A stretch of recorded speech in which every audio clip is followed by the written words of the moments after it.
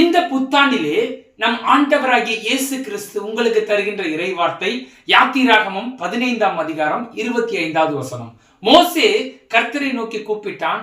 அப்போது கர்த்தர் அவனுக்கு ஒரு மரத்தை காண்பித்தார். அதை அவன் தண்ணீரில் போட்டவுடனே அது மதுரமான தண்ணீர் ஆயிற்று. ஆமென். இங்கே இஸ்ரவேல் ஜனங்கள் 3 நாட்களாக தண்ணீர் இல்லாமல் வனாந்திரத்திலே பிரயாணம் பண்ணி வருகிறார்கள். அவர்கள் மாராவிலே வந்த பொழுது அங்கே இருக்கின்ற தண்ணீர் மிகவும் கசப்பாக இருந்தது. உடனே மோசே கர்த்தரை நோக்கி அழைத்த பொழுது கர்த்தர் மரத்தை காண்பது உடனே அந்த மரத்தை அதில் போட்ட உடனே அது மதுரமாக மாறிற்று. அது போல இன்று உங்களுடைய வாழ்க்கையிலே கசப்பான வாழ்க்கை அனுபவங்கள் எல்லாவற்றையும் அந்த மதுரமாக இயேசு கிறிஸ்து என்று மாற்றப் போகின்றார். சகோதர சகோதரிகளே, நீங்கள் மோசே இயேசுவை நோக்கி அழைத்தது போல இன்று நீங்கள் இயேசுவை நோக்கி அழைக்கும் பொழுது அந்த மதுரமான, அந்த தித்திப்பான, அந்த இனிப்பான வாழ்க்கையை இன்றே உங்களுக்கு இயேசு தரப்போகின்றார். நீங்கள்